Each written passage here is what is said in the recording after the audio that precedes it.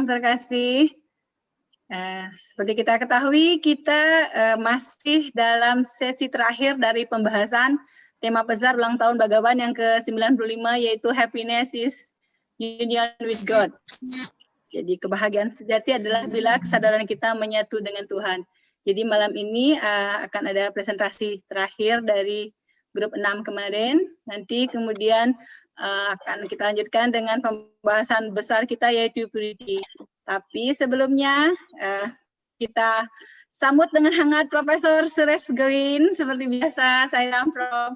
Sairam. Terima kasih. Dengan jempa kurnia Bhagawan Baba, kita sekali lagi datang berjumpa di Sairama untuk berbincang tentang ajaran Satisai Bhagawan Satisai Baba. Jadi hari ini ada apa-apa, siapa-siapa nak sharing apa yang berlaku minggu lepas?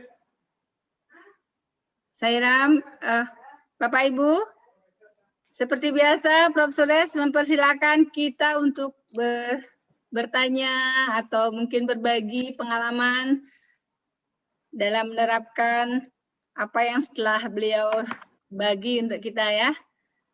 Jadi saya pribadi benar-benar merasa bersyukur sekali kita bisa begitu dekat dengan Prof. Suresh setiap minggu. Itu rahmat luar biasa sekali ya. Bapak Ibu jangan sungkan untuk bertanya atau sharing supaya hilang segala keraguan. Atau mungkin sudah mencapai kebahagiaan semua, Prof. Sudah banyak tips kebahagiaan yang Profesor berikan, jadi semua sudah happy. Kalau memang sudah happy, dan kita juga bagi tahu, ya minggu lepas saya begitu happy. Macam itulah. Kalau macam mana kita tahu happy ke tak happy? Ya. Silakan Bapak Ibu. Om Sairam. Om Sairam. Ya, saya mau berbagi pengalaman yang sangat membahagiakan. Iya, silakan. Saya, Pak Prof. Suresh, saya ada pengalaman yang dahsyat sekali. Boleh. Begini Pak Prof, selama ini kalau saya doa pagi Suprabatam, saya selalu di akhir sebelum arati, saya mendoakan beberapa saudara, teman, keluarga yang sedang sakit. Ada listnya Pak Prof.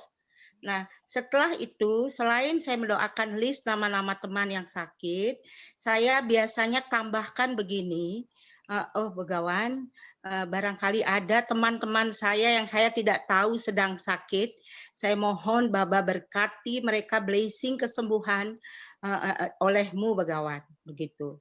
Nah akhirnya suatu hari saya di Facebook, saya komen dengan teman saya namanya Komang Tris Susilawati, dia bukan Bakta Pak Prof, tapi dia menjadi jero mangku di Pura Dalem, di desa suaminya di Songan namanya Pak Prof. Waktu itu saya bilang, dia bikin canang atau Banten gitu Pak Prof, cantik sekali, saya komen cantik sekali, itu dia bilang, loh saya ada pengalaman, saya kena COVID, saya isolasi mandiri di sebuah hotel di Denpasar, dia bilang. Hari ketiga saya isolasi mandiri, saya merasakan kehadiran ide Sai Baba, dia manggil Sai Baba, ide Sai Baba, bersama Luh datang ke pinggir tempat tidur saya, dia bilang begitu. Padahal dia bukan Bakta Pak Prof. Nah, dia di dalam kesadarannya didatangi oleh Begawan Sri Satya Sai Baba bersama saya di sebelahnya. Setelah itu besoknya dia tes COVID, dia langsung negatif dan boleh pulang Pak Prof. Nah, artinya saya juga karena Pak Prof sering mengajarkan, sering mendoakan dengan samasta loka sukino bhavantu. Saya berpikir dengan doa itu banyak juga yang kena. Nah, itu pengalaman saya Pak Prof. Jadi dengan kesadaran itu saya menjadi seperti ini Pak Prof. Saya bisa sehat seperti sekarang ini, saya merasakan karena doa banyak orang. Apalagi Pak Prof bilang satsang di Sairama ini sangat luar biasa, karma kita diatur oleh Begawan bisa ikut satsang. Nah, dengan kesaksian seperti itu saya merasakan saya bisa sehat sampai hari ini adalah karena kekuatan doa dari banyak orang yang kita tidak tahu. Itu saja pengalaman berbahagia saya, Pak Prof. Om Sairam. Om Sairam. Terima kasih Mbok Lo, luar biasa. Terima kasih. Ya, barangkali Bapak Ibu yang lain ada pengalaman yang membahagiakan atau tantangan dalam memperoleh kebahagiaan itu, masih ada mungkin keraguan atau tantangan, boleh di-sharingkan. Silakan. Ada yang mau berbagi? Bro Pur, Sairam, Bro Pur.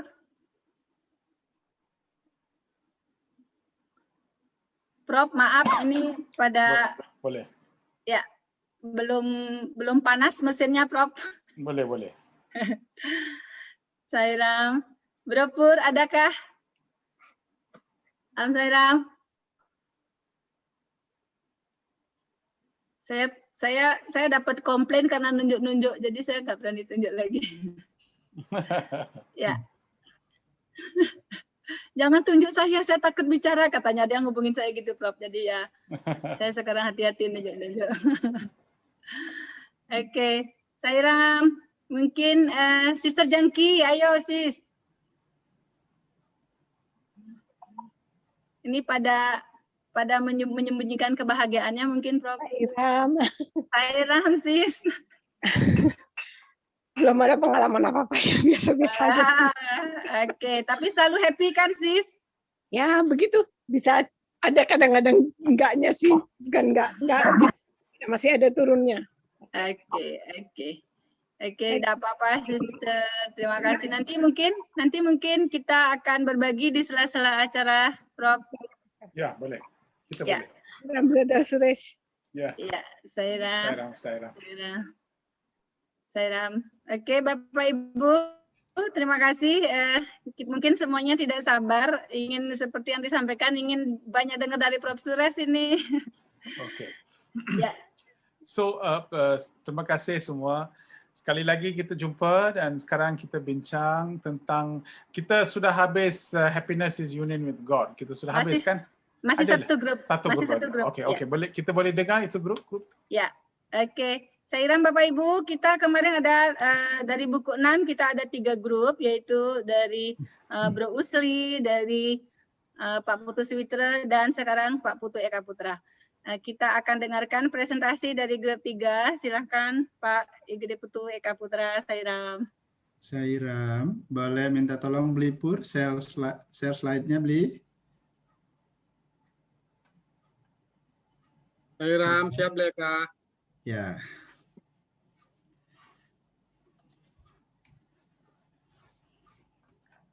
Sudah tampil?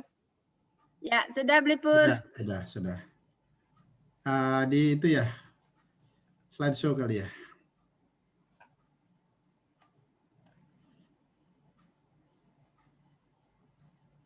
Ya, sudah. Belum slideshow beli Pur? Sudah. Nggak apa-apa, sudah jelas Sairam. Ya, oke.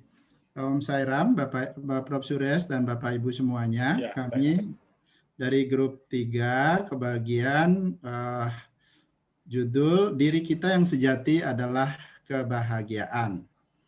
Itu di grup kami kemarin ada sekitar 20-an orang yang bergabung. Jujur ada 3 pertanyaan besar, tetapi sebenarnya baru 2 yang dapat dibahas cukup dalam, tapi satunya sendiri belum sempat dibahas, tapi udah keburu habis waktunya. Next, Blipur. Next. Ya, jadi izinkan saya membacakan materi dari grup 3. Hanya tidak ada cerita, jadi hanya ada 2 wacana dari suami, yaitu yang pertama, orang yang memiliki kebijaksanaan yang mantap, yang terbenam dalam kebahagiaan dalam dirinya, di mana kebahagiaan itu tidak muncul dari luar. Orang itu tidak membutuhkan objek dari luar, jadi tidak membutuhkan objek dari luar untuk menjadi bahagia.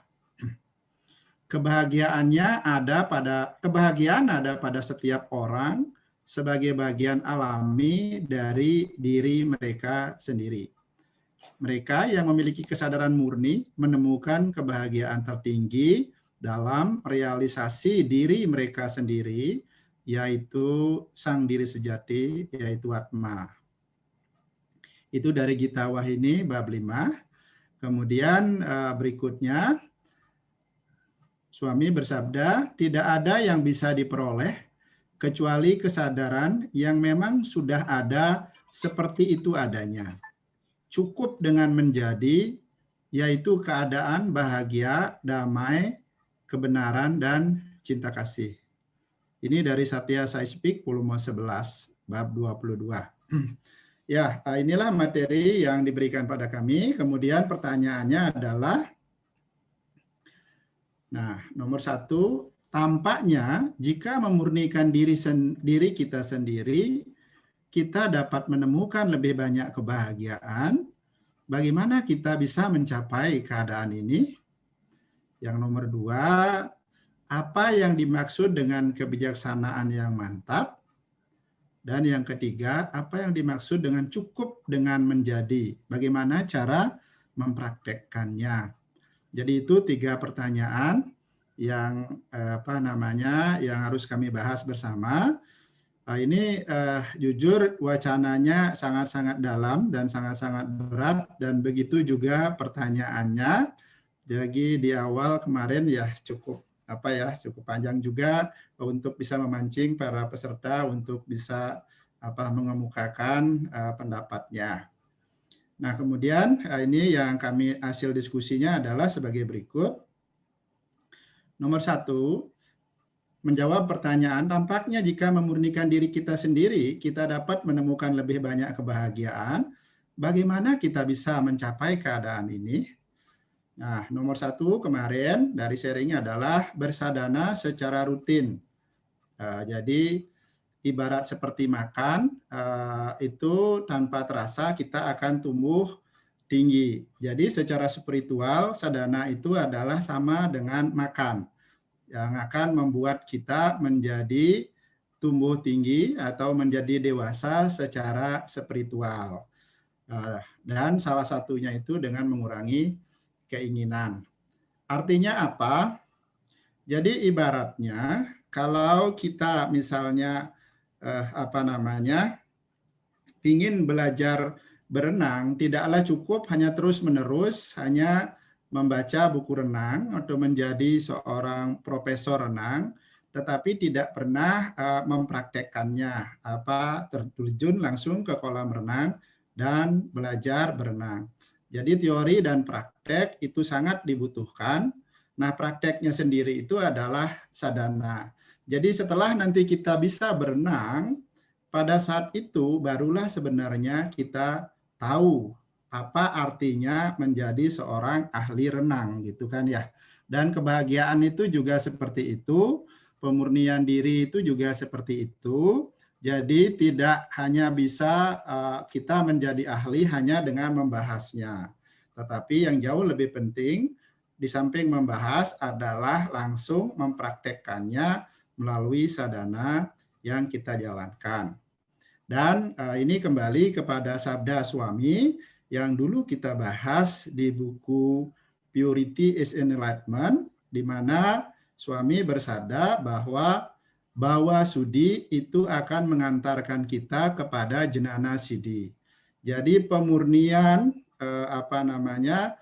pikiran kita, perkataan kita, perbuatan kita, trikarana sudi kita, itulah yang akan mengantarkan kita untuk bisa mencapai pencerahan atau memahami kebahagiaan yang sejati itu.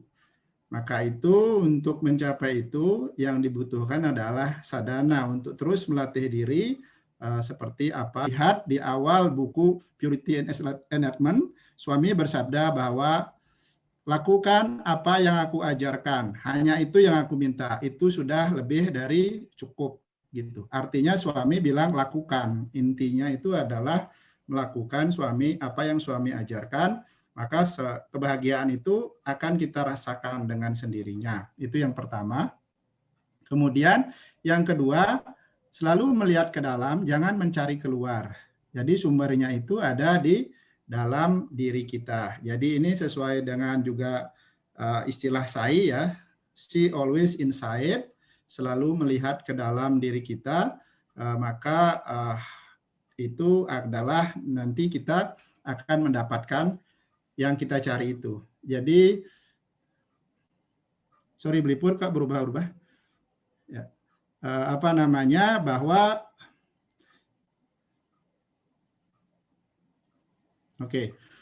bahwa kebahagiaan itu ada di dalam diri kita. Jadi bukan ada di luar. Ya ini seperti cerita seseorang yang kehilangan kunci, jatuh di dalam kamarnya, tapi kemudian karena di kamarnya gelap, dia mencari kuncinya di pinggir jalan, karena di pinggir jalan terang gitu. Jadi dan ketika dia mencari kunci di pinggir jalan, kemudian temannya datang bantuin dia mencari kunci. Sudah 1 jam mencari tidak ketemu, dan temannya nanya, emang kakak kehilangan kunci di mana? Dan yang kehilangan kunci menjawab, saya kehilangan kunci di kamar. Terus kenapa kakak ngajak saya mencari di sini kalau hilang di kamar? Harusnya dicarinya di kamar dong, karena di sini terang, katanya jawabannya. Dan kita tertawa mendengar cerita itu. Padahal kita semua adalah seperti itu.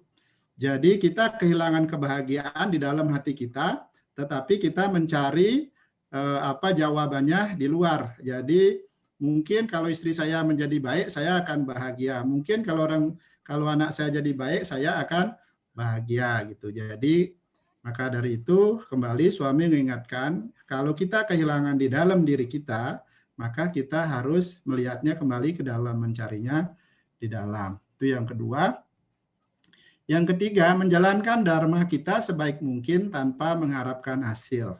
Harus ikhlas. Ya, ini udah menjadi selalu juga seperti suami sampaikan, bahwa ya tugas kita adalah seperti yang suami ringkas Bhagavad Gita, hanya ke dalam Bhagavad Gita diawali dengan kata dharma dan berakhir dengan kata mama. Jadi intinya adalah hidup yang baik itu, hidup yang sukses itu adalah dengan menjalankan dharma saya, gitu kan ya, mae dharma, gitu kan ya.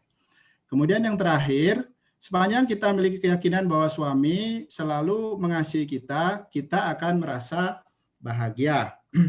Nah, ini ada sebuah cerita yang diadopsi dari Sri Ramakrishna Paramahamsa, di mana ini ceritanya adalah tentang seorang wanita. Anggaplah wanita itu adalah seorang pengusaha yang sukses gitu. Tetapi ketika dia selama dia berusaha itu menjalankan bisnisnya, kadang bisnisnya untung, kadang bisnisnya rugi. Ketika bisnisnya untung, dia sangat berbahagia, dan ketika bisnisnya rugi, dia bersedih.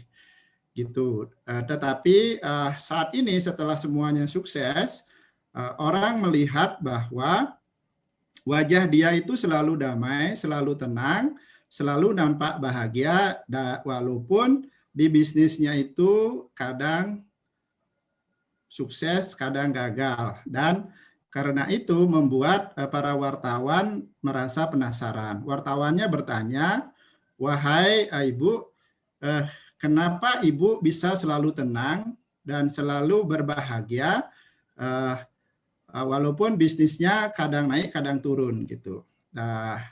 Dan wanita ini tersenyum, kemudian menjawab bahwa kebahagiaanku tidak tergantung dari bisnisku, katanya. Jadi terus kalau tidak tergantung dari bisnis, apa yang membuat ibu selalu merasa bahagia dan selalu merasa damai?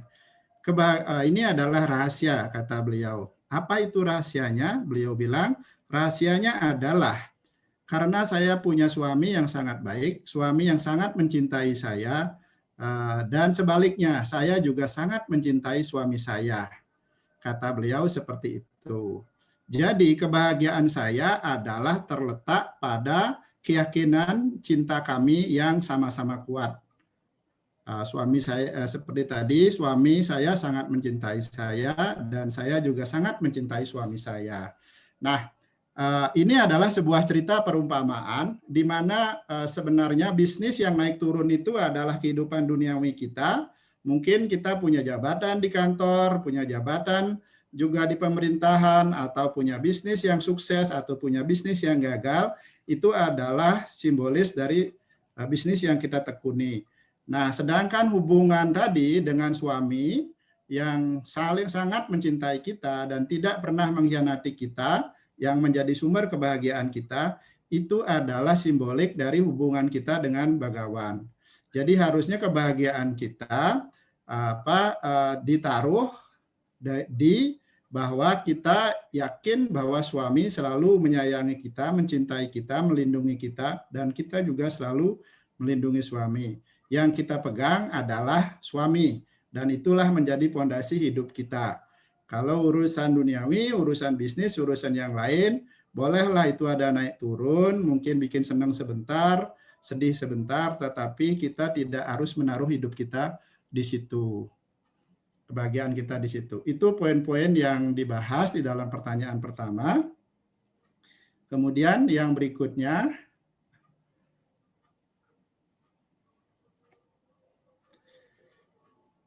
nah, ini apa yang dimaksud dengan kebijaksanaan yang mantap? Kemarin itu belum sempat dijawab, tetapi mungkin saya secara pribadi menyampaikan, nanti mohon koreksi dari Profesor Suresh dan juga Bapak Ibu yang lain.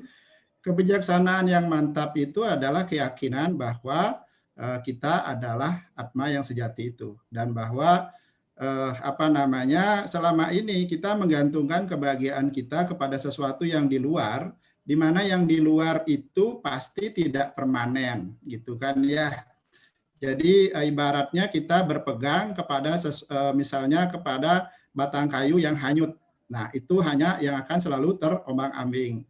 Jadi kalau kita berpegang kepada segala hal yang di duniawi ini, maka ujung-ujungnya itu pasti adalah duka, gitu, adalah kekecewaan. Maka dari itu yang harus kita pegang adalah kembali ke dalam yakin dan kuat bahwa suami adalah tempat kita berlindung satu-satunya.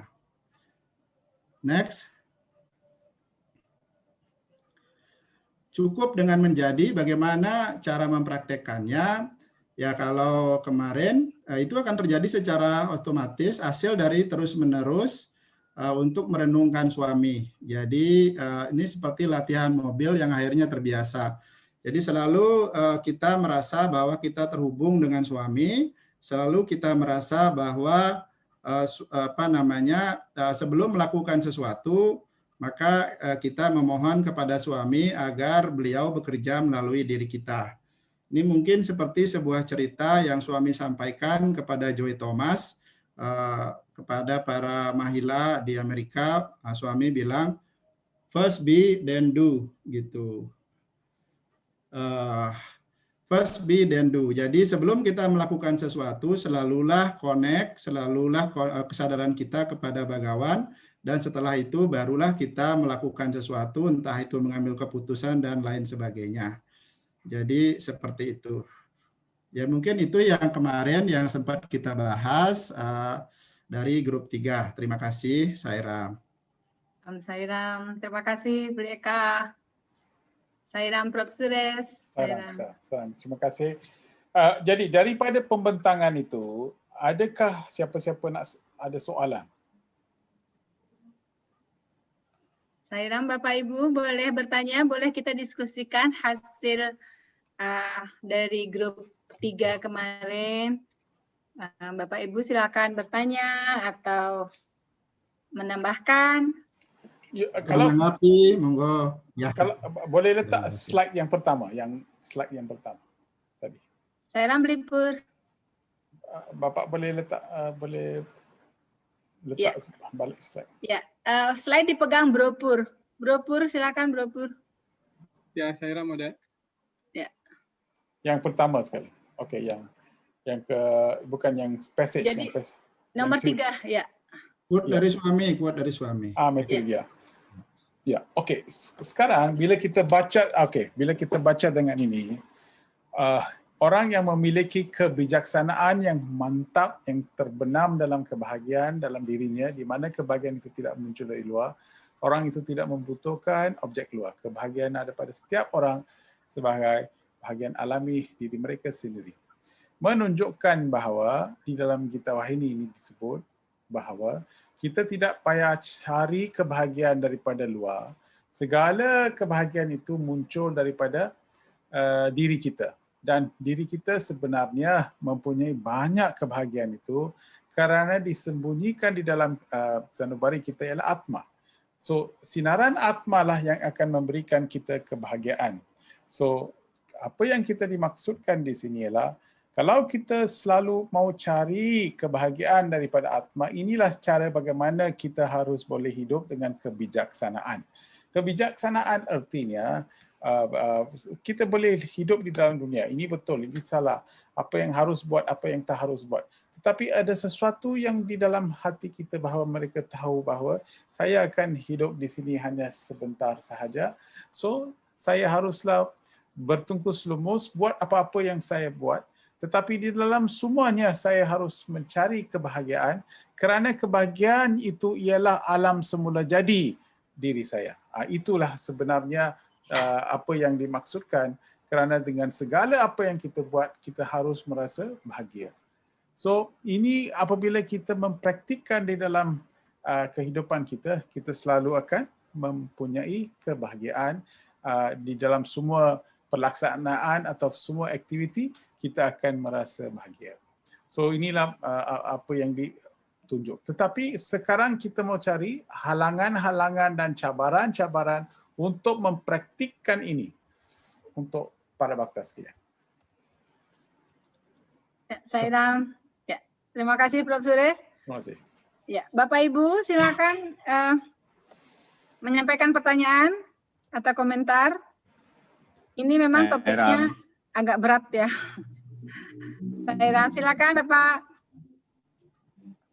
Sairam. Sairam. Ya, Profesor Suresh, saya ingin bertanya,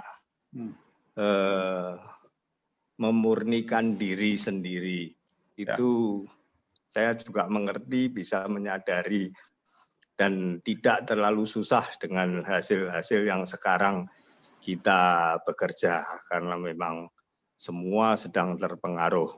Okay. Di sini ada bekerja tanpa mengharapkan hasil. Itu yang selalu membayangin saya. Karena saya sendiri tidak bisa. Karena kita bekerja juga menghidupi staf-staf yang notabene punya keluarga. Jadi untuk saya sendiri saya bisa merasakan, oke, saya bisa damai.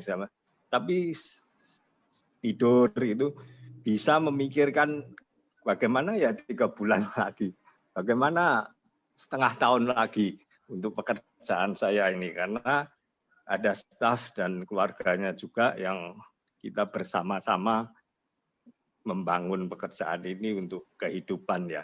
Jadi kalau untuk awas diri ke dalam untuk bahagia, saya juga merasa bahagia dan mungkin kalau teman-teman yang sering ketemu melihat saya ya senang-senang saja, bahagia. Tapi di dalam hati kecil saya selalu memikir itu. Sampai dalam suatu ya tidur itu 2-3 hari yang lalu suami datang dalam mimpi saya dan beliau tersenyum hanya ngomong sehat dan sabar. Jadi saya tidak bisa mengartikan itu apa gitu. Jadi saya juga dalam kebimbangan gitu. Terima kasih. Mungkin terima kasih Bapak. Terima kasih sedikit. Ya. Terima kasih. Ya. Soalannya ialah apabila kita memang tiap-tiap orang ada masalah. Tetapi apabila kita selalu bimbang, bolehkah bila kita bimbang dapat menyelesaikan masalah itu? Itu saja. Soalan yang ringkas dan singkat ialah apabila kita bimbang, kalau kita boleh dapat penyelesaian, kita boleh bimbang.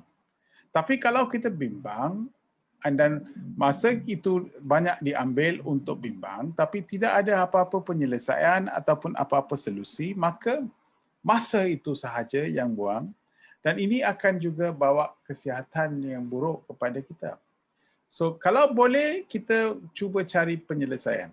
Kalau tak boleh, kita mungkin doa dan kita juga cari dengan idea-idea kreatif supaya kita boleh dapat jawapannya.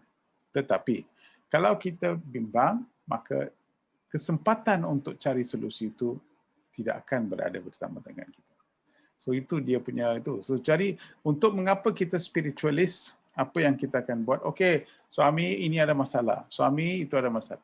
Apakah yang saya harus buat? Bagilah satu idea kepada saya supaya dapat menyelesaikan masalah.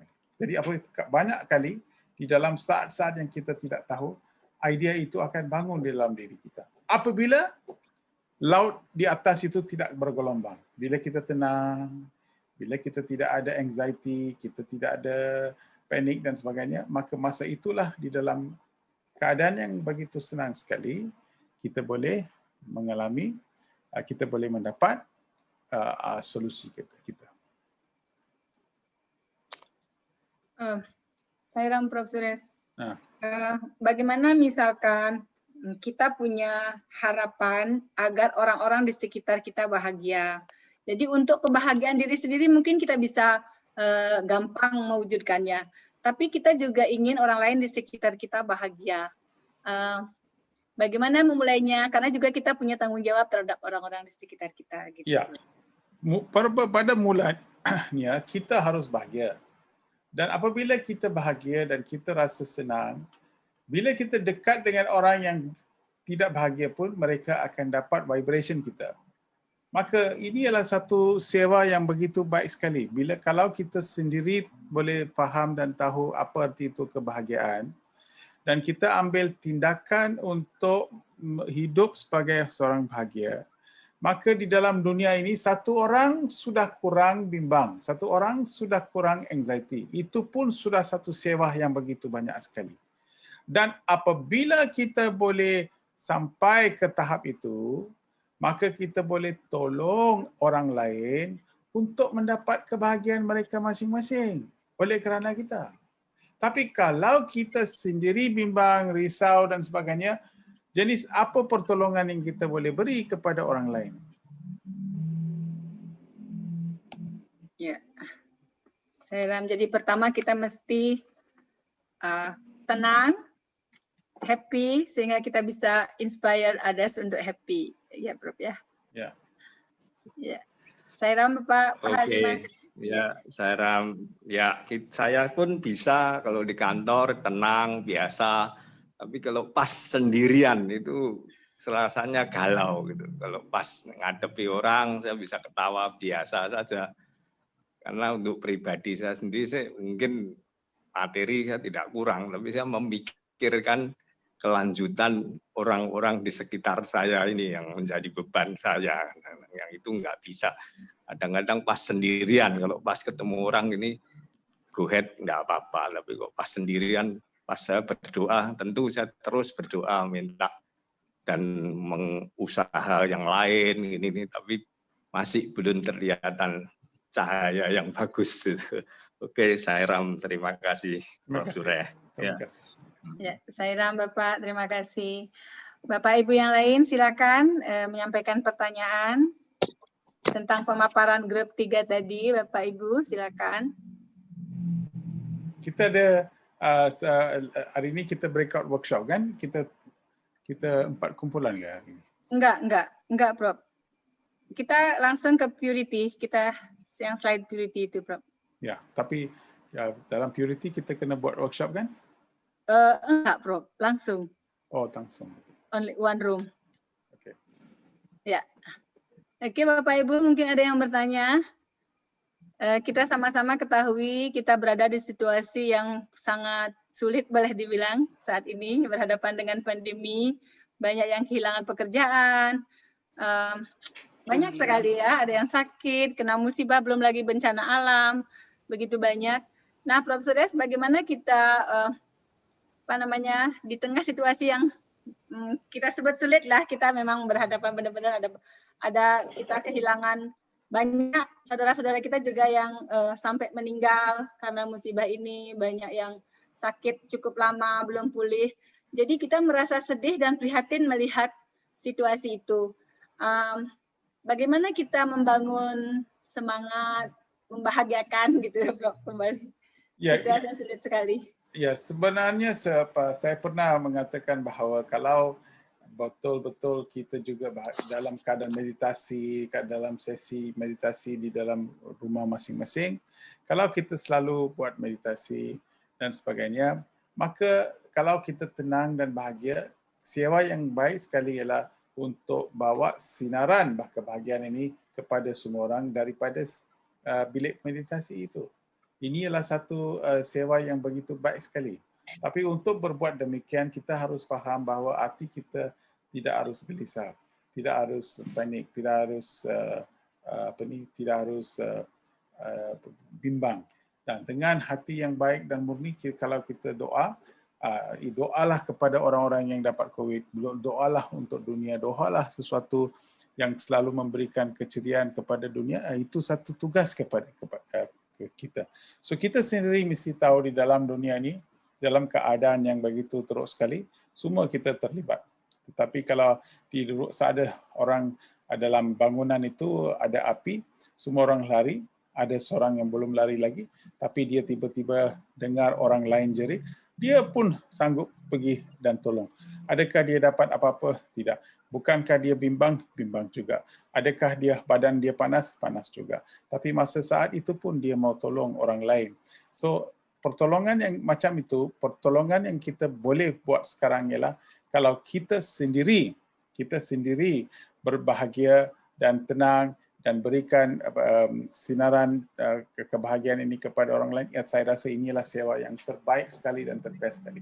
So, untuk buat demikian, kita haruslah baca ajaran buku Sati saya, ada dapat keyakinan bahawa ini adalah satu keadaan saja, dunia ini akan menjadi baik. So keyakinan yang begitu baik sekali akan mempengaruhi segala fikiran dan segala perbuatan kita. Ya, Sairam. Jadi kalau kita tidak yakin keadaan membaik, kita nggak bisa membuat orang lain meyakini keadaan membaik. Ya. Selalu benar-benar kita harus yakin. Ya, kita selalu cakap, ya apa akan terjadi esok tak ada makanan.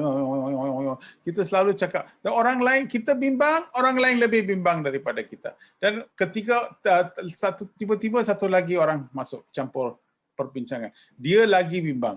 Oh, saya punya ini sini berlaku. Oh, apa akan terjadi? Kalau itu kedai itu orang banyak COVID, tak ada perniagaan. Okey, 1 jam kita sudah bincang. Apa kita sudah bincang? Kita punya masalah, kita bimbang. Okey, dalam satu masa itu, jam tu, kalau kita cuba berduduk dan cari solusi kepada masalah kita, apakah kita boleh buat? Bagaimanakah kita dapat meningkatkan kesedaran? Inilah satu perbuatan yang kita harus buat sebagai para bakta sekalian pada masa sekarang. Ini memerlukan tenaga yang luar biasa, tapi satu mindah yang begitu baik sekali. Buat apa kita buat satsang?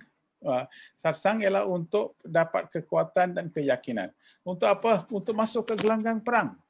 Untuk berperang. Tapi di dalam dunia ini, sebab mereka memerlukan bantuan kita, kitalah macam Sai Rescue Team. Kitalah Sai Rescue untuk pergi bantu. Tapi sekarang ini rescue ialah jenis rescue itu berlainan.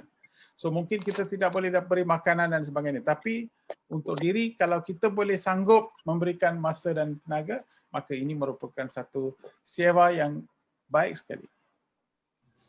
Saya Brother Suresh. Ya. Berkaitan dengan apa yang barusan Brother Suresh sampaikan, dunia ini ibarat medan perang.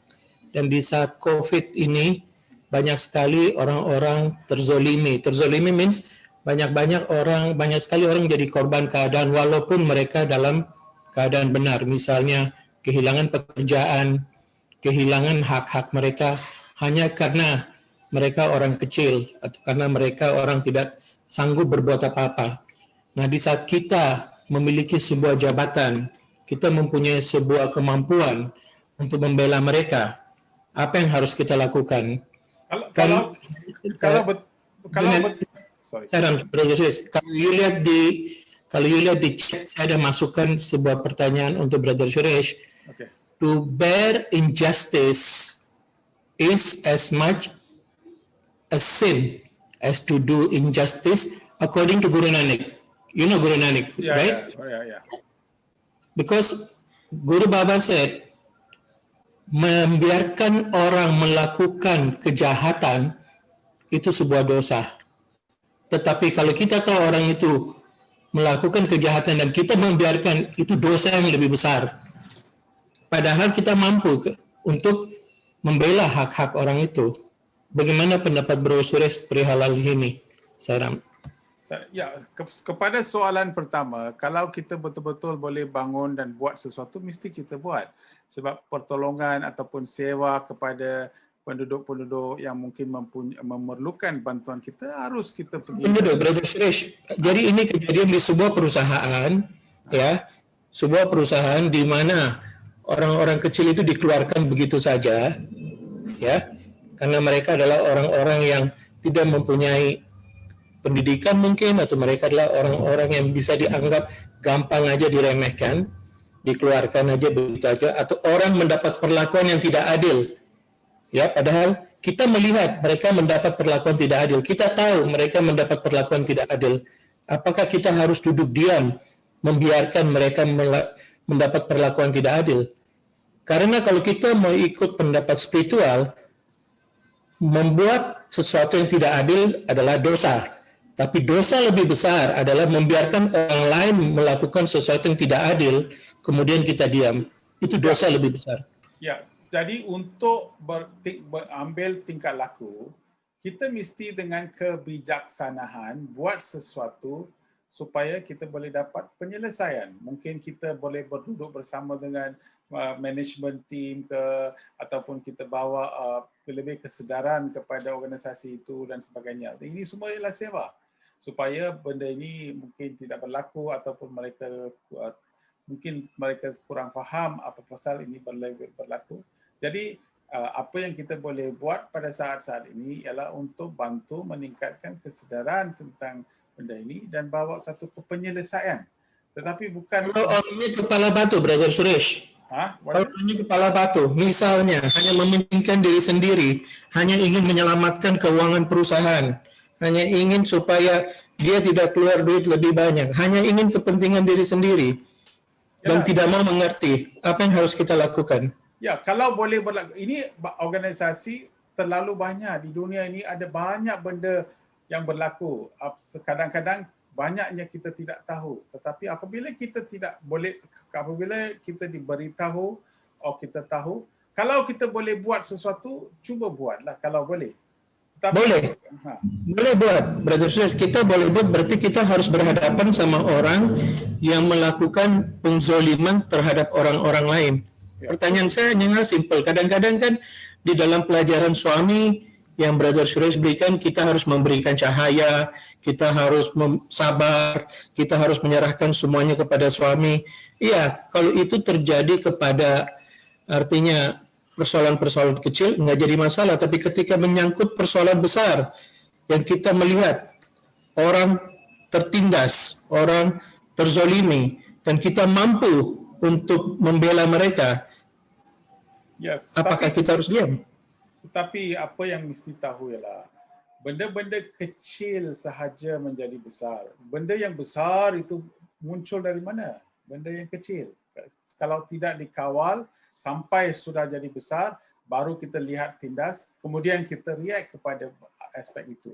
So jadi apa yang penting sekali ialah kita di sini bukan untuk boleh dapat memberi pembetulan kepada semua, tapi kalau boleh dengan sabar, dengan kebijaksanaan, dengan meditasi kita dan sebagainya, kalau kita menghadap dengan orang yang berkenaan, dan bila dia orang lihat kita, dia menjadi lebih tenang dan lebih mau menerima kesimpulan kita ataupun solusi kita, why not? Satu cara baik. Tetapi kita mesti ada persediaan Persediaan apa? Persediaan minda. Mental kita mesti sedia. Bahawa kita masuk ke gelanggang, minda itu mesti tenang. Bila kita mau cakap, mestilah berfikir dan sebagainya. So, aspek-aspek yang persediaan itulah spiritual. Supaya kita tidak masuk dalam gelanggang dan kemudian kita dibuang ataupun dimarah dan sebagainya. So, Brother Suresh, ingat nggak kejadian tahun 2005 Guru Purnima di Puttaparthi, bahwa ketika 3 bersaudara Apparao tidak mendapat keadilan oleh Central Trust, kemudian suami mendudukkan 3 mereka di veranda, dan suami berbicara di Guru Purnima, menyampaikan bahwa ketiga anak ini sudah bekerja luar biasa, tetapi tidak mendapat perhatian dari Central Trust. Sekarang tugas saya memberikan mereka gaji setiap bulan, saya akan memberikan mereka rumah, saya akan memberikan segala-galanya mereka butuhkan. Setelah suami mengambil sebuah sikap, barulah ketiga orang ini yang bekerja keras mendapat hak-haknya kembali. yalah, saya ingat itu. Saya ingat. Kadang-kadang kita dalam hidup, dalam posisi kita yang mempunyai kemampuan, kapasitas untuk membela orang kecil yang tertindas, kalau kita diam, apakah kita ikut dosa karena kita tahu bahwa yang terlaku kepada mereka adalah sebuah penindasan atau sebuah perlakuan yang tidak adil. Okey. Ini apabila kita menjadi seorang spiritual, apabila kita sudah dapat kesedaran yang lebih tinggi, hati kita, itu sebab Baba cakap, the proof of spirituality is the softness of the heart. The proof of rain is the softness of the ground. So artinya bila hati kita sudah menjadi lembut, boleh dapat dengar, boleh menjadi sensitif kepada apa orang buat dan sebagainya. Jadi kalau kita mempunyai keyakinan, kekuatan untuk ambil tindakan supaya satu penyelesaian boleh berlaku, kita harus buat benda itu. Itu kita tidak nafikan. Itu memang sesuatu yang kita harus buat. Itu tugas kita. Ya, Sairam, thank you Brother Suresh, karena itu yang saya ingin lakukan minggu depan. Makanya hari ini saya butuh sebuah pencerahan dari Brother Suresh, karena langkah-langkah itu yang saya harus lakukan minggu depan. Thank you Suresh. Sairam. Terima kasih Pak Dene. Sairam, terima kasih Prof. Suresh. Thank you. Prof. Suresh, ada pertanyaan masuk ke chat pribadi saya. Ya. Ada seorang brother bertanya, mohon dijelaskan sekali lagi apa yang dimaksud dengan cukup dengan menjadi, just be first. Mohon dijelaskan lagi, Sairam. Just be artinya, banyak kali apabila kita hidup di dalam dunia ini, oleh kerana pengaruh daripada luar, oleh kerana kawan-kawan kita, oleh kerana lifestyle kita, identiti kita sudah tukar. Maka kita sudah percaya banyak kepada dunia ini, maka kita fikir inilah betul. So ada banyak orang berpura-pura tahu, berpura-pura boleh hidup, tapi dia tidak tahu apakah alam sejati dia. Jadi Baba cakap, just be artinya, jangan cuba gaya, jangan cuba pretend, jangan cuba bertunjuk dan sebagainya. Just be, sebab satu hari kita akan meninggal, dan bila kita meninggal, kita akan menjadi kita akan tinggalkan semua. Jadi untuk itu, bila kita sudah sampai ke saat-saat akhir di dalam kehidupan kita, bukankah kita akan tidak ada terikatan kepada semua? Kita tidak ada apa-apa dengan dunia ini. Jadi masa itu is a state where just be. Kita tidak payah pura, kita just be. So tak payah kita tunggu saat akhir. Sekarang juga kita boleh just be. Bila kita ada perasaan macam ini, maka kita ada kekuatan yang kuat. Kekuatan yang kuat untuk hidup di dalam dunia ini. Menjadi alami gitu. Apa adanya gitu, Prof? Ya, alami dengan just be, allow yourself. Apa-apa jangan panik, just enjoy, just be. like bunga. Kalau bunga mau berkembar, tidak ada stres pun. Ada burung buat macam tu. Adakah burung tiba-tiba koyak macam itu ke? Tidak, burung akan very natural. Very natural. Yeah. Di dalam nature is natural. Si nature is natural. Di dalam semua benda di dalam nature mereka tidak ada mengalami apa-apa. Yes, mereka macam itu saja. Tetapi manusia saja stressful sebab mereka mau fikir bahawa dia berlainan. Itu sebab bahawa cakap what you think you are, what you think others are, and what you really are three different things, tiga things. What you really are is just be. What you really are. So jangan hidup untuk untuk orang lain. Jangan fikir bahawa you macam ini, tetapi you are just something else, atma. Just be is like that. And realize ya, pelan-pelan realize. Alami, bertumbuh secara natural. Yes. Jadi, semoga kita just be.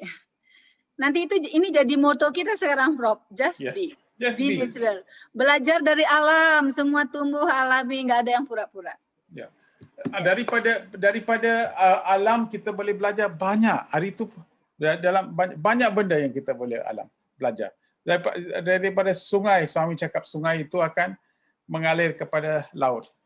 Daripada bunga kita boleh diajar bahawa dalam saat yang kecil sahaja dia ada pollen grain, nektar, sampai itu laba-laba datang, burung datang ambil. Jadi segala di dalam nature ajar kita untuk beri sahaja. Lembu pun. Mengapa lembu di Sanjung Tinggi? Sebab lembu daripada kecil sampai besar, lembu hanya tahu beri sahaja. Dia makan rumput yang orang tidak mau dan beri susu kepada orang yang mau. Artinya apa yang manusia tak mau dia makan, tetapi apa yang dia keluarkan ialah apa yang manusia betul-betul mau. Jadi 364 hari lembu itu selalu dikerja, tapi satu hari kita beri cuti, masa itulah kita panggil Pongal. Pongal, masa itulah orang Hindu merayakan hari ini dengan berikan banyak keutamaan kepada lembu. Kerana lembu itu mengajar kita bagaimana kita harus hidup di dalam dunia pada tiap-tiap hari. So, aspek-aspek inilah kita harus ajar daripada alam.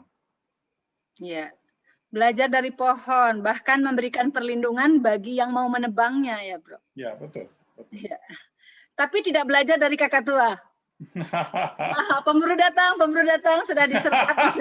Ya, betul, pemburu datang. Kita belajar dari kakak tua untuk tidak seperti kakak tua. Gitu. Iya, betul. Ya, Saira. Terima kasih banyak. Burung kakak tua itu kita hanya boleh ulang balik apa yang kita ajar. So, jadi kita mesti faham bahawa bolehkah burung kakak tua faham apa yang dia cakap? Tak faham. Jadi artinya hanya bunyi sahaja. Jadi dengan kehidupan kita pun, kita harus faham mantra semua itu just ulang-ulang balik, mungkin tidak ada apa-apa berarti. Kita mesti faham apa yang kita buat supaya dapat lebih pengertian kepada apa yang kita buat. Jadi inilah burung kakak itu aja.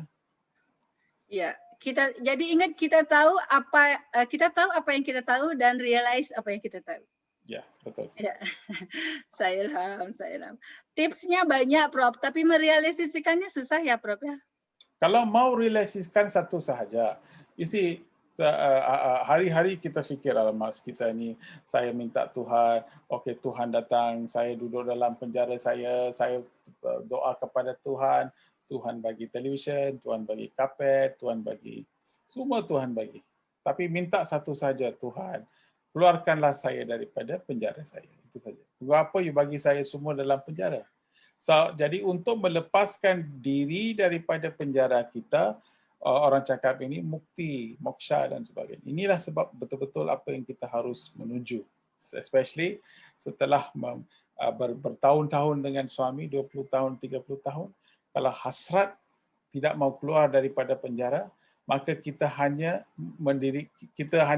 membesarkan penjara kita sahaja. Jadi kehidupan itu boleh hidup, tapi peluang untuk lepas itu sudah lepas. Dan kita pun tidak tahu tahun bila kita lahir lagi, kita tahu di negara mana kita boleh lahir. Sekarang kita lahir Indonesia, Malaysia, begitu baik sekali, semua senang. Tapi lain ke negara banyak kesusahan. Di Afrika, tengok Afrika Selatan, banyak kesusahan. Dia orang makan sampai makan apa? Insek lah, ini semua. So, dibandingkan dengan sana, kita okey. So, jadi kita relatively kita lebih selesa. Gunakanlah saat-saat itu untuk kebaikan kita. Ya, Sairam, terima kasih banyak Prof. Suresh. Prof. Suresh, berarti malam ini seluruh rangkaian pembahasan Happiness is Union with God sudah berakhir pada titik akhir ya, Prof. Ya? Ya, sudah habis. Boleh kita minta satu ending dari Prof. Suresh yang ingin mesti semua kita pegang agar kita benar-benar bisa merealisasikan kebahagiaan itu sebagai penutup dari sesi Happiness is Union with God ini, Prof. Actually sebenarnya saya mau dengar lepas sesi yang begitu panjang, 6 kali kita sudah buat, banyak suami punya cakap, banyak contoh-contoh diberi dan sebagainya. Okey, tiap-tiap orang 20 saat ataupun 30 saat bagi tahu apakah kesimpulan yang kita boleh dapat daripada ini dan apakah you sudi buat di dalam kehidupan masing-masing. Satu resolusi dan tiap-tiap orang. So, ibu boleh panggil tiap-tiap orang. Sebab saya boleh cakap, saya boleh habiskan dengan percakapan, tetapi bila saya cakap, saya sudah banyak cakap. Jadi sekarang kita mau lihat apakah kesimpulan 6 buku yang kita baca. Berapa minggu sudah habis? Dari November, mid of November. Mid of November sampai March. Desember, Januari, Februari, 3 bulan, Prof. 3 bulan kita sudah habis, 90 hari kita sudah habis. So dengan Happiness is Union with God, daripada sini satu pendapat yang begitu luar biasa yang saya mau mempraktikkan dalam kehidupan saya. Oke. Sairam, jadi dibalikkan ini Bapak Ibu, saya sudah mohon dari Prof. Suresh, tadi Prof. Suresh balikin ke kita ya, jadi mohon izin, ini adalah mandat dari Prof. Suresh, mohon izin kepada Bapak Ibu semua untuk berkenan berbagi kira-kira satu pesan kunci yang kita bisa dapatkan dari pembahasan keseluruhan dari Happiness is Union with God ini. Jadi mohon berkenan satu orang setiap yang saya panggil berkenan memberikan komentarnya. Sairam. Ya. Adik Semarini. Ya, Sairam. Bligong, boleh sharing. Ya, silakan Bligong, Sairam.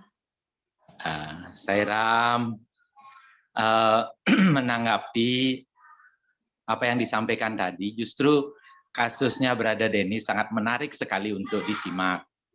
Ya, kasus yang disampaikan oleh Brother Dennis itu kasus yang sangat luar biasa menurut saya. Sairam? Sairam Bligong, silakan.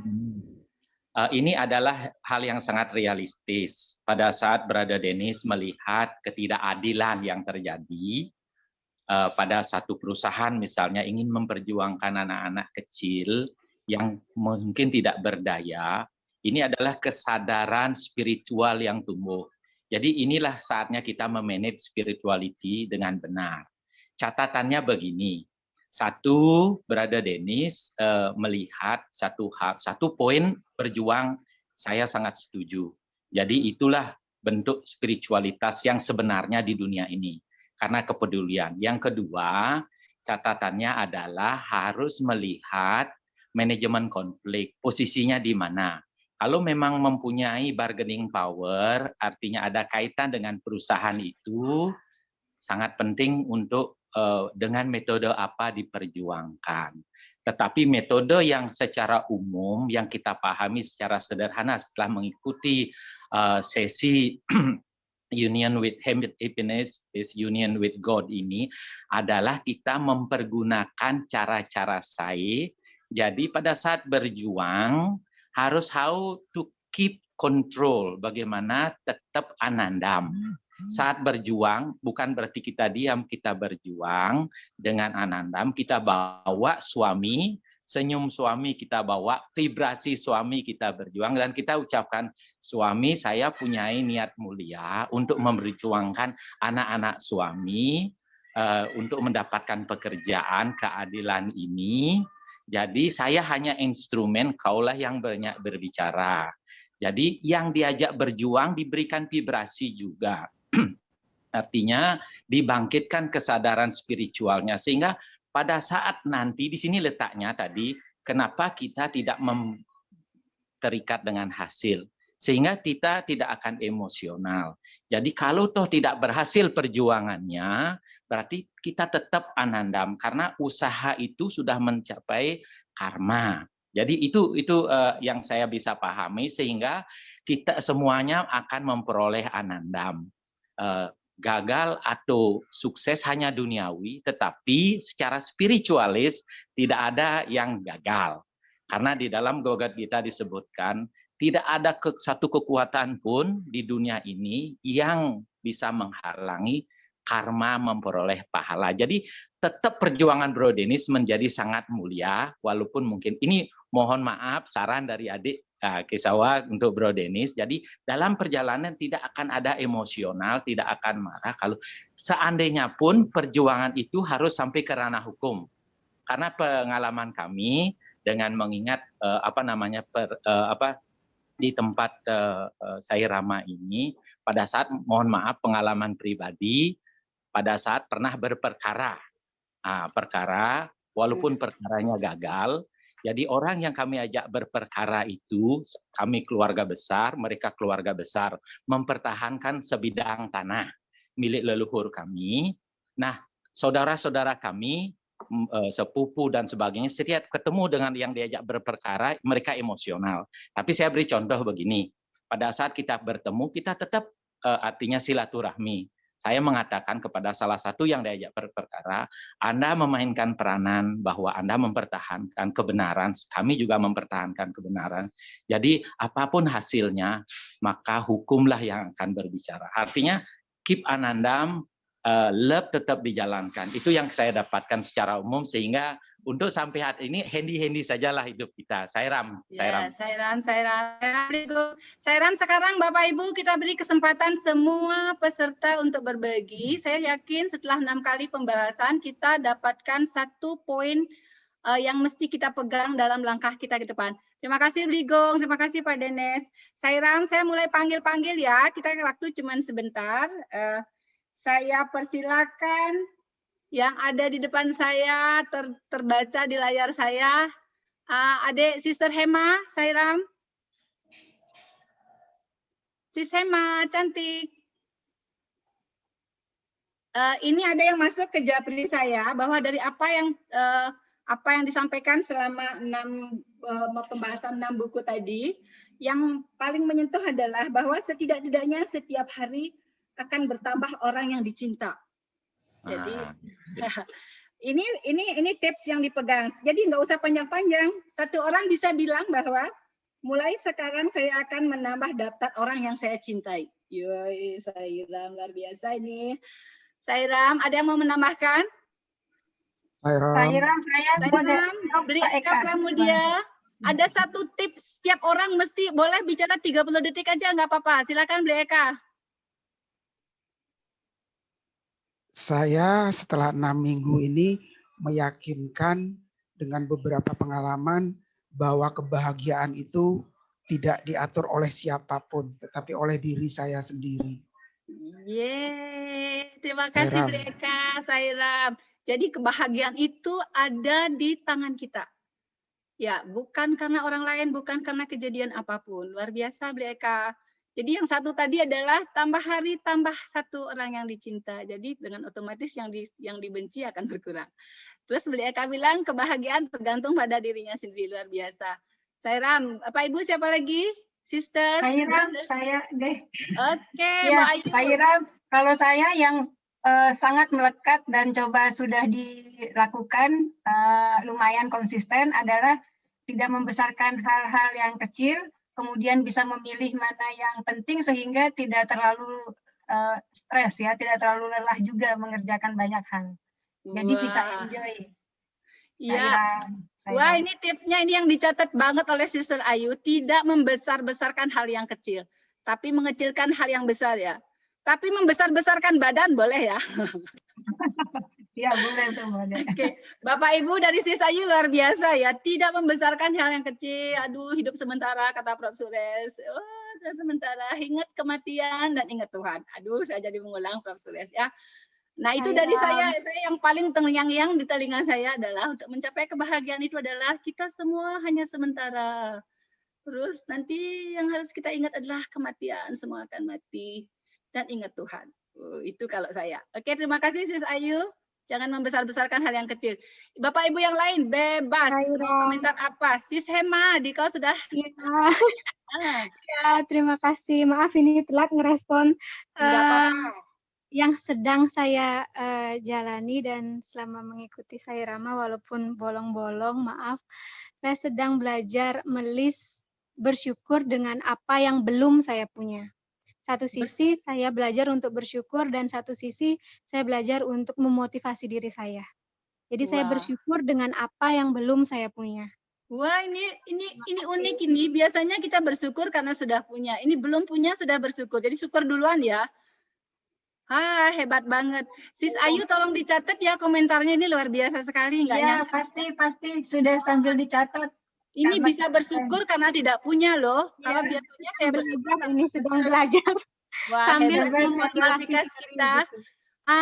Boleh sekarang saya panggil ini Ibu Niwayan Mini Kasih sambil kenalan Ibu. Sairam.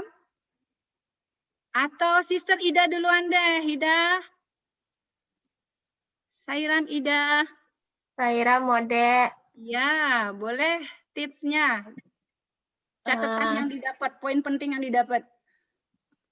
Kirim banyak doa untuk alam semesta. Wow, kalau kita kirim banyak doa ke alam semesta, yang bahagia kita ya. Iya. Yang membuat kita bahagia. Dan makin banyak kita kirim doa, itu energinya malah ke kita gitu. Oh, terbukti ya, Ida. Sairam. Biasa, terima kasih. Terima kasih, Ida. Nah, kalau sekarang Sairam, Dek. Mbak Iloh, ya silakan. Mbak Luh mencoba menerapkan ajaran dari Prof. Sures, yaitu dengan no complain dalam keseharian, Mbak Luh menjadi selalu happy. Sairam. Weh, hebat ini tipsnya. No complain day. Kita taruh di status besok ya. No complain day. Always grateful. Terima kasih Mbak Iloh, luar biasa sekali. Selanjutnya siapa? Silakan. Sebelum saya panggil ada yang mau, silakan. Sister Nyoman Sri. Sairam. Atau Pak Gauri, biar langsung cepat. Langsung. Sairam. Silakan. Sairam. Ada Mbok Tu Sinta. Sairam Mbok Tu. Sairam Mbok Tu. Tips yang dipegang Mbok Tu untuk bahagia. Sairam Mbok Tu. Nah, Mbok Tu. Mungkin lagi nggak gini. Lagi ngomong cucu. Nah, Bro Giri langsung sekalian.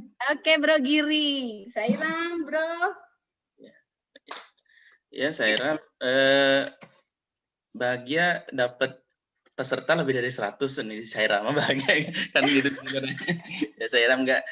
Ya bahagia memang itu dari diri kita sendiri sih sebenarnya gitu ya. Jadi kadang kita merasa confused keluar segala, sebenarnya itu perdebatan di dalam diri kita. Dan di Sairama dari semua buku ini diingatkan kembali bahwa semuanya itu ada di dalam diri kita gitu aja sih, dan bahagia juga ada dalam diri kita, gitu aja. Sairam. Sairam, kemarin Bro Giri ngasih tahu saya untuk bahagia just be simple katanya Sis Ayu. Santai geng, sederhana geng gitu. Ya masih itu ya Bro Giri ya, masih be simple, be loving, be simple ya. Terima kasih Sairam.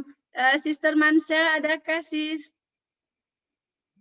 Sister Mansa satu tips yang dipegang, satu kalimat saja? Sairam. ini atas izin Prof. Suresh saya diminta panggil-panggil ya, mohon maaf banget ini Ini sebetulnya. bahagia kayaknya nih, udah bahagia semua. Sister Raki. Sairam. Sairam Sis Raki, tips bahagianya boleh? Saya cuma dari pagi bilang thank you God for everything dari pagi. Wow, powerful banget.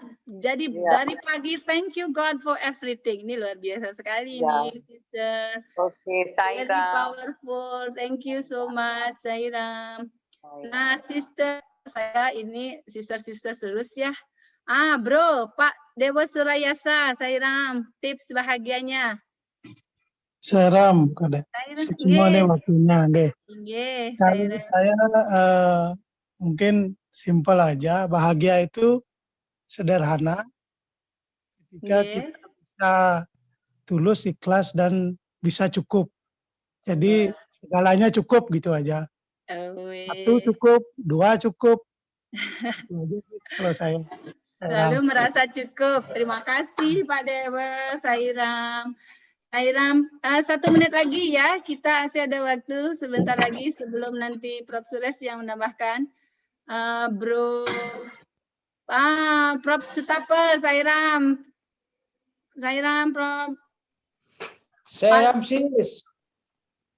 Sairam, Ibu Made Sudarmini. Ya, Sairam, ya. Tips saya untuk kebahagiaan, saya selalu ikhlas dalam menerima keadaan. Seperti itu, Sairam. Sairam, terima kasih. Terima kasih, Ibu. Nah, kembali Ya, sama-sama. Kembali ke Prof. Sutapa, Sairam, Bapak. Ya, Sairam sis. Saya Sairam. ingin bahagia itu berusaha tidak memikirkan masalah orang lain. Oh. Wow. Akhirnya kita banyak dapat tips ya. Tidak ngerecokin orang lain atau gimana nih Pak? Ya, seperti itulah. Kita tidak usah memikirkan masalah orang lain. Kita urus kita sendiri saja. Wah, tidak turut campur ya. Tapi kalau dimintain pertolongan kita bantu. Oh siap, ya betul sih. Makasih sih, Sairam. Terima kasih, Prof. Terima kasih. Nah, saya panggil lagi, mumpun dapat kesempatan panggil-panggil. Pak Wayan Sukadana, Sairam Bapak. Sairam. Tip menjadi bahagia itu selalu memaafkan. Wah. Memaafkan. Sairam. Sairam. Bapak Ibu, ini benar-benar apa yang saya dengar ini adalah sesuatu yang pasti benar-benar dilakukan. Jadi Prof. Suresh boleh berbangga karena apa yang disampaikannya adalah benar-benar apa yang dilakukan. Luar biasa sekali. Terima kasih Bapak. Atau sedang dalam usaha untuk melakukannya. Tidak apa-apa. Jadi kita confident dengan mengucapkannya, maka kita akan menjadi seperti apa yang kita ucapkan.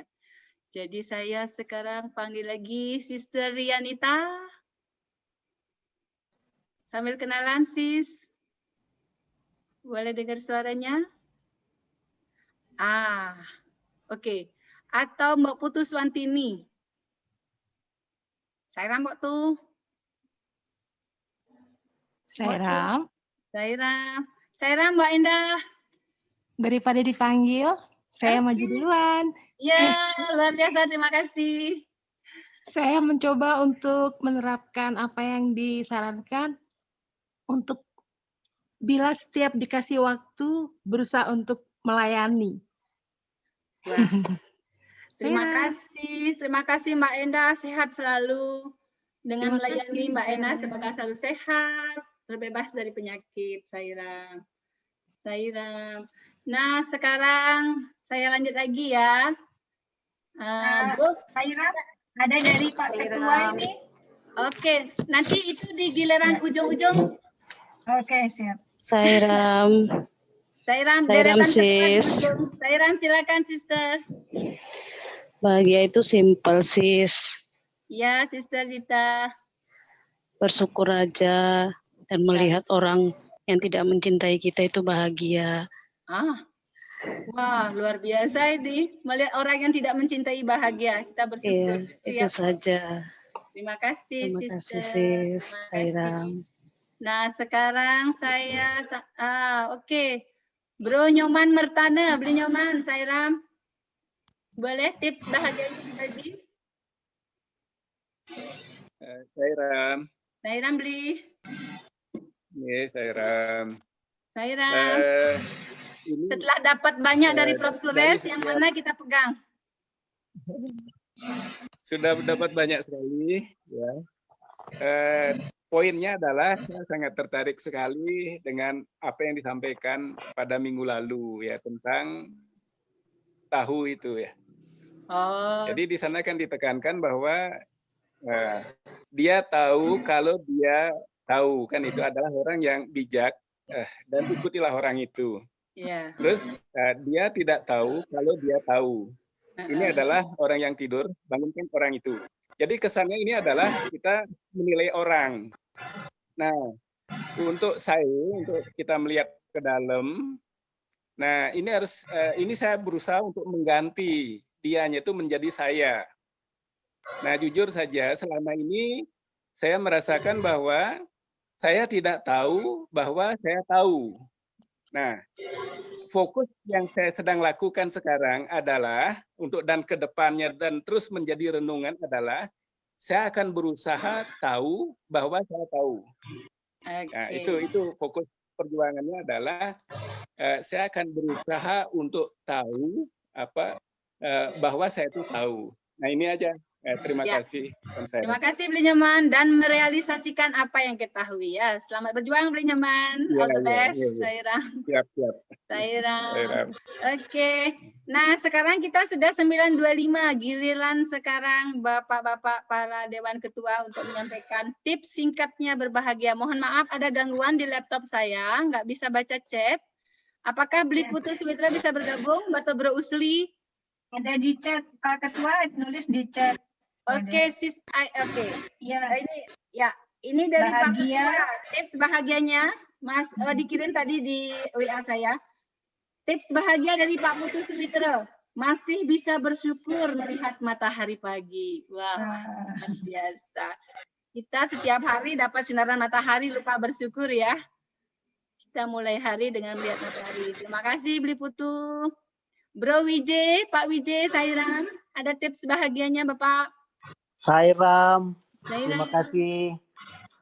Kita selalu banyak mendapatkan awareness atau kesadaran yang terus-menerus, sehingga ketika pikiran kita mulai melihat keluar, mulai kecewa, sedih, melihat di luar, kita akan dibawa kembali lagi ke kesadaran kita sendiri bahwa happiness is union with God.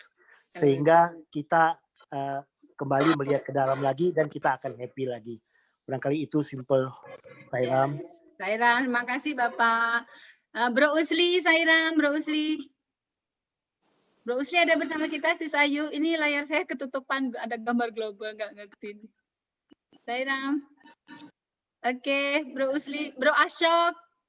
Bro Usli nggak ada, Mbak. Ya, Bro Ashok. Bro Ashok adakah? Beliau tadi lab sebentar. Bro Ashok tadi ada, tapi sekarang udah nggak. Oke. Pak Tut Nur Cahya ada? Mungkin atas nama Mbak Tusinta. Sairam Pak Tut. Bu Sinta. Ya. Tidak ada. Siap. Ya Pak Tut, tips bahagianya Pak Sairam melewati masa COVID. Tadi kebetulan waktu Mbak Sinta dipanggil benar sedang serah terima gendong cucu di malam hari. Iya. Betul sekali. Jadi banyak hal tadi dibatasi waktu kita, tapi yang jelas saya mengikuti ini dari awal sampai akhir sesungguhnya masih beberapa kali karena ada di kampung tidak dengan Zoom tetapi ikut dari YouTube. Sangat banyak saya belajar. Jadi saya lebih banyak tahu malah kelemahan-kelemahan saya sendiri. Termasuk juga teman-teman berbicara meditasi, mengerti lagu bhajan. Saya termasuk banyak sekali yang saya tidak mengerti. Salah satu contoh, arti dari lagu-lagu bhajan. Ngikuti lagu, bisa kita ikut, tetapi apa artinya? Nah ini masih kelemahan saya tinggi sekali. Halo? Nggih, Sairam Bapak. Nggih, jelas. Nggih. Seneng beli buku, kalau apalagi datang ke Putra Party, malah kalau buku bahasa Inggris banyak sekali, cuman terlalu banyak yang kita tidak mengerti. Bahasa Inggris yang tinggi, terus terang saja. Meskipun saya sudah berumur begini itu, saya malah melihat kelemahan saya. Jadi saya merasa I learn a lot from Prof. Suresh begitu dari kegiatan kita ini. Luar biasa. Nah, kemudian yang terkesan beberapa minggu terakhir ini, kita diminta membuat aspek resolusi tahun 2021. Saya menarik sekali dengar teman-teman menyampaikan resolusi masing-masing. Saya juga bikin sendiri karena usia saya sudah begini, sudah tua, sudah menginjak angka 70 tahun sekarang, 69 tahun plus. Jadi apa resolusi yang tepat buat saya? Saya tidak akan membacakan di sini. Di semuanya bidang spiritual, kesehatan, personal manajemen, keluarga dan seterusnya. Jadi seperti mana yang saya sampaikan tadi, Dr. Suresh sering menyampaikan, kita di sungai mengalir ke laut, tenang, tujuan akhir kita tentu akan ada batas akhir umur kita ini. Yeah. Semuanya akan, istilah meninggal, akan mati begitu. Kita pun semua, termasuk saya, bagaimana kita mempersiapkan diri menghadapi hari-hari terakhir kita itu. Saya bersyukur, merasa lebih berbahagia kalau saya bisa berbuat kebajikan, berbuat baik, memperbaiki karma kita, menambah karma baik kita.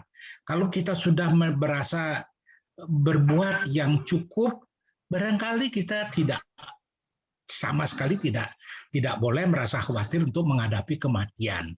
Karena itu sudah pasti akan terjadi. Ya. Sairam, terima kasih. Berbahagia dengan berbuat baik dan mempersiapkan diri menghadapi akhir. Dengan berbuat kebajikan.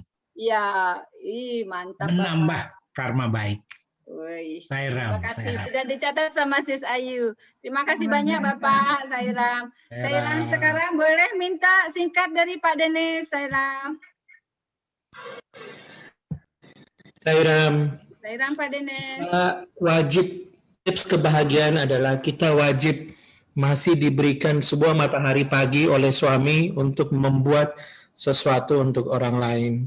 Kita harus bersyukur kepada suami masih mau menjadikan kita instrumennya.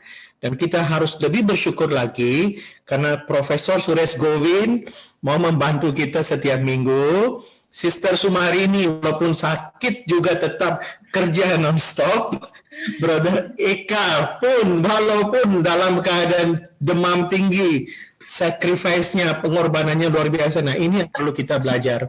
Sebenarnya hidup bukan hanya kata-kata, hidup adalah tindakan. Di tindakan itulah karma kita berbuat. Sairam. Terima kasih banyak Sairam, ada lagi yang Bapak Ibu mau menambahkan? Apakah Beli Putu sudah bisa join tadi OTW dalam perjalanan ke hotel? Udah tuh. Oke, Beli Putu. Sairam. Beli Putu, silakan. Session yang ini harus dilanjutkan ke yang lain. Rasanya penting untuk kita renungkan dan mohon juga mendapatkan satu pandangan dari Prof. Suresh adalah mengenai sekaligus pertanyaan ini ya, mengenai karma kolektif ya, karma kolektif. Kita sadar sekali saat ini kita sering mengalami sesuatu yang dialami secara bersama-sama, secara kolektif. Pandemi saat ini memang seperti sebuah situasi di mana terjadi dan saling terhubung dan berdampak kepada semuanya. Nah ini sehingga akan menjadi satu hal yang sangat mengetuk hati juga dari pertanyaan Pak Haliman yang pertama tadi, bagaimana setelah kita diajar tentang kebahagiaan dan kita mampu merasakan kebahagiaan untuk diri sendiri, sementara kita juga sadar juga bahwa orang di sekitar kita mengalami banyak ketidakbahagiaan. Nah, ini kan sesuatu di dinamika jiwa yang terjadi pada setiap orang yang mungkin tersadarkan ya. Nah, kita bersyukur saat ini kita benar-benar ada di satu session yang memang secara kolektif juga kita bersama-sama mendapatkan kesempatan bahwa di tengah situasi yang mungkin orang anggap ini tidak terlalu membahagiakan, tapi kita bisa mengambil makna dari situasi ini untuk belajar mendalami aspek-aspek kebahagiaan. Yang patut kita renungkan sekaligus mendapatkan pandangan dari Prof. Suresh adalah bagaimana kita yang anggaplah dalam tanda kutip kita sedang belajar membawa kesadaran kita, sikap-sikap bijak kita di tengah karma kolektif itu sedang bekerja, dan ada yang merasa bisa memaknai keadaan ini, ada di satu sisi orang yang memang mungkin tidak punya bekal pandangan hidup yang baik, sehingga keadaan seperti ini benar-benar mereka akan membawa dirinya pada jurang-jurang ke sesuatu yang masalah buat kehidupannya. Nah, bagi kita yang diberi kesempatan untuk mengerti gimana sikap-sikap bijak kita yang harusnya kita dapat perankan. Tentu kita dalam konteks ini, tentu kita juga ingin berkontribusi di dalam keadaan atau interaksi yang terjadi atas karma kolektif ini. Saya kira ini yang patut kita coba definisikan atau kita coba urai satu persatu, apa yang bisa kita perbuat di tengah karma kolektif yang bekerja untuk di dunia ini, mana ada orang yang benar-benar dari dampak ini tidak terlalu bermasalah, tapi banyak juga di sekitar kita juga mengalami dampak-dampak yang sangat, apa yang bisa kita perankan di tengah karma kolektif dan bekerja. Tentu penjelasan awal adalah bagaimana karma kolektif itu sebenarnya, itu mungkin perlu pandangan dari Prof. Suresh. Sairam. Om Sairam Liputu. Om Sairam Prof. Suresh. Oke, Sairam, terima kasih kerana soalan itu. Karma kolektif itulah yang sekarang Bhagawan Baba buat. Oleh kerana dia mewujudkan center-center Sai Baba Center di seluruh dunia, 119 negara mempunyai Satisai International Organization, beribu-ribu para bhakta Bhagawan. Apakah sebab Bhagawan wujudkan kita? Sebab kita bila tiap-tiap orang jadi baik, buat meditasi, buat sewa dan sebagainya, kita sebenarnya mempengaruhi kolektif karma itu. So kolektif karma yang positif yang begitu banyak sekali akan memberikan lebih tekanan kepada negatif. Jadi artinya kita yang positif menjadi lebih dan lebih. So inilah kolektif karma yang positif yang kita buat. So mengapa kita buat satsang ini? Supaya lebih banyak lagi orang dipengaruhi oleh ajaran Satisai Baba, supaya menjadi insan-insan yang baik, supaya dapat meluangkan masa dan tenaga bukan saja untuk menjadi bahagia, tapi kita juga cari peluang untuk memberi kebahagiaan kepada orang lain. So kolektif karma bukan negatif sahaja, kolektif karma juga positif. So dan beribu-ribu orang di zone 4B, negara-negara di zone 4B, kalau kita bertungkus lumus buat kerja apa yang kita harus buat, mencapai idealisme yang ditunjukkan oleh Satisai Bhagawan Baba, maka kita sebagai seorang manusia boleh dapat berubah tingkah laku kita, mempraktikkan nilai-nilai murni, memberi masa dan tenaga untuk meningkatkan kesedaran tentang sewah dan sebagainya, maka kita menjadi manusia yang baik. Ini kolektif karma juga. Orang lain lihat kita selalu bahagia, kita selalu capai, maka mereka pun mau meniru lifestyle kita, maka dengan ini orang ramai juga dapat peluang untuk menjadi baik.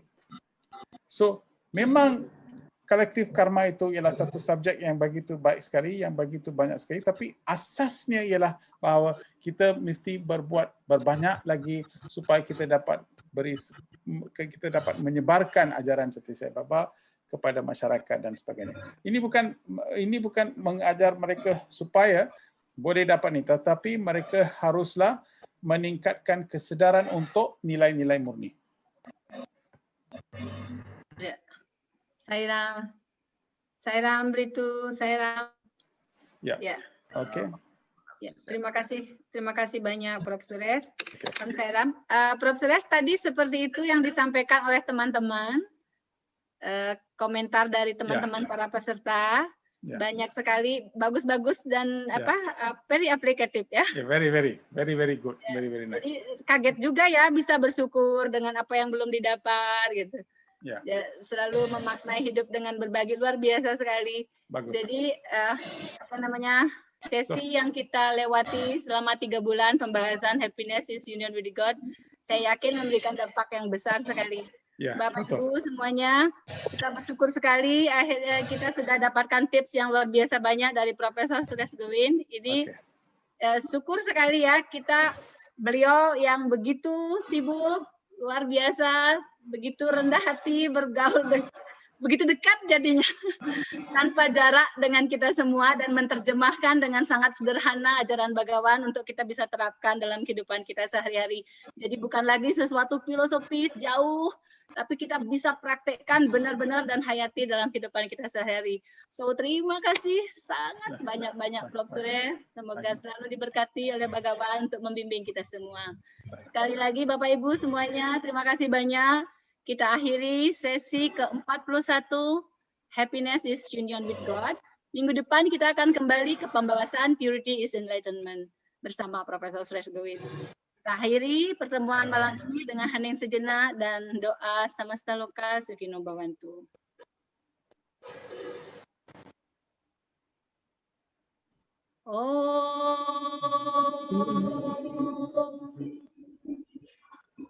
Samasta Loka Sukhino Bhavantu.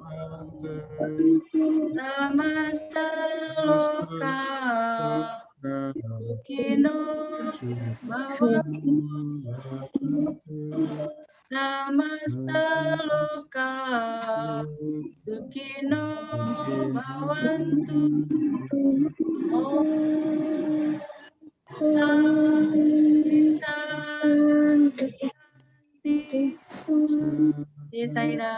Sairam. Terima kasih Prof. Suresh. Sairam, terima kasih. Sairam. Terima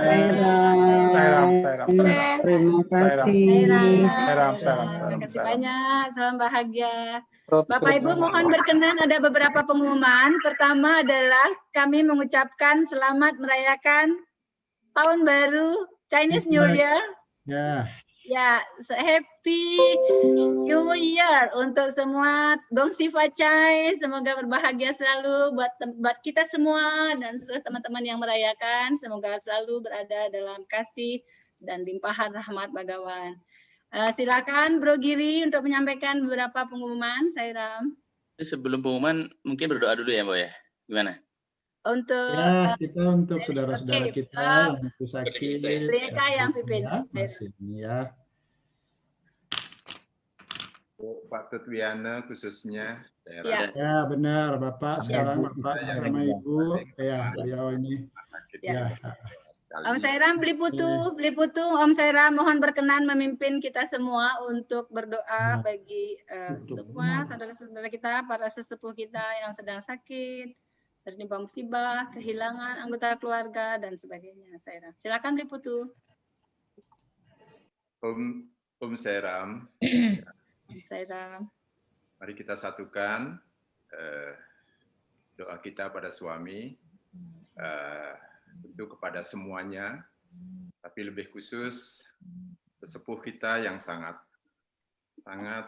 berjasa sekali dalam keberadaan organisasi saya di Indonesia, yaitu Bapak Ketutwiana bersama Ibu yang terbaring di rumah sakit, dan juga satu anggota Bakta kita, Sewadal kita juga atas karmanya telah berpulang ke rumah kebahagiaan suami,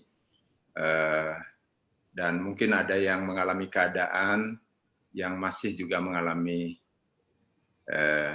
istirahat. Nah sekarang kita berdoa bersama-sama semoga semuanya dapat dijalani dengan kebahagiaan. Kita berdoa untuk semuanya dengan hening sejenak, lalu menyampaikan Samasta Loka.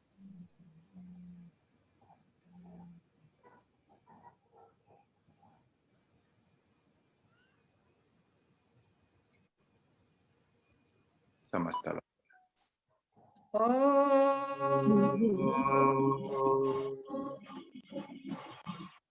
Samasta loka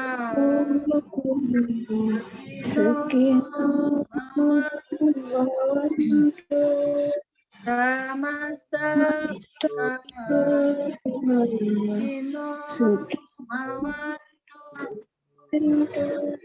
Samasta loka